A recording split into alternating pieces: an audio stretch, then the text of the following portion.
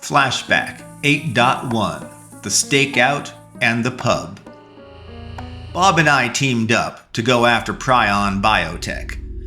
We were to stake out to learn daily and nightly patterns and figure out both what security their company had and the best way to access it.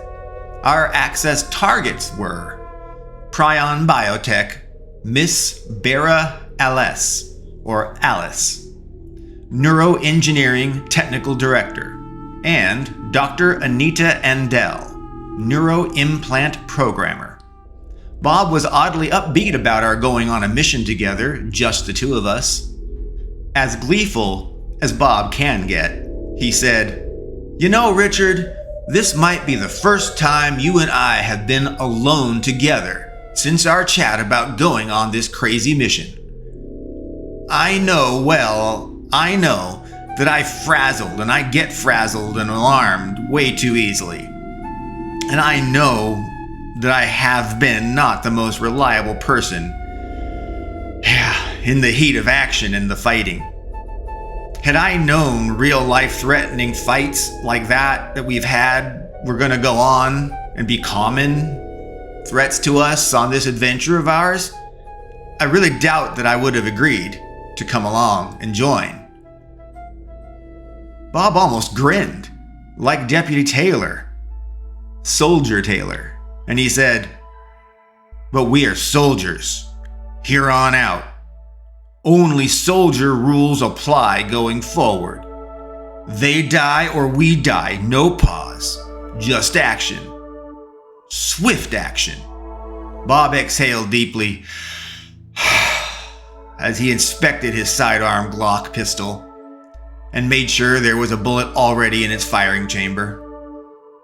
Yeah, Bob had come a long way in a very short period of time.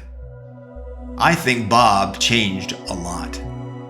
Ever since that fateful moment when Bob was pinned to the floor and had a cultist with a knife at his throat, Bob was for sure going to die right then. That cultist was trying very hard to end Bob's life. But Katie saw Bob's imminent murder, and she shot that cultist dead in his back. And then another cultist was about to shoot Katie, but Bob managed by then to regain his pistol, and he shot that cultist that was about to murder Katie. It was a terrible circular event of self-defense killing that left Katie and Bob, who had never hurt, much less killed anyone, murderers. And they both struggled with the moral dilemma within themselves that they had killed, but to save themselves. But killing was murder, and it violated their sense of right versus wrong, and the Ten Commandments and the law. It was deeply disturbing to them. But Deputy Taylor and I had reassured Bob and Katie there was no hell for the righteous, and soldiers are not beholden to the personal bindings of the Ten Commandments, as has been proven throughout history by the Crusades, Knights of Justice, sword-wielding angels, and so much more. Soldiers are not beholden to the rules of individuals. They have their own rules and code. That's just the way it is on the battlefield. It seemed apparent Bob had fully adopted the deputy's code. Soldiers are free to act in support of the mission, virtually no matter what is required, even if requiring seemingly bad things. You had to fight fire with fire, as the saying goes. Bob continued, "I am actually looking forward to a real conflict. I want to prove myself that I can handle it all now. The stress, the adrenaline, the intensity. I want to know that I am an asset to the team and not a burden." Bob explained, "I have practiced, I have meditated every moment I have had, We have been on the move a lot, but there have been times, and I have tried to prepare my body and my mind and my soul for what needs to be done. He emphasized, I need to be able to make a difference. I need to be able to defend myself and the team. I have tried to focus so hard on being able to just act in the moment without thinking about my safety, but instead of just focusing on the mission, the team, and what I have to do. Richard, I feel like I need to be a machine when we're in conflict. Like a machine in events. There is no time to feel or to worry. I just hope I'm ready now. I have to be ready. I am ready, Bob assured himself. Bob, having completed his self-pep talk, was ready to proceed. Bob took watch on the main rear door of the building, and I took watch on the front door, and we waited. And we waited.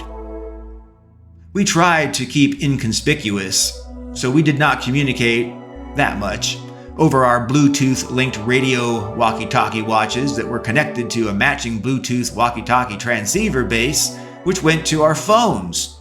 Or, optionally, we had little long-range, what do you call those, CBs, things where we could talk distances maybe a mile or two.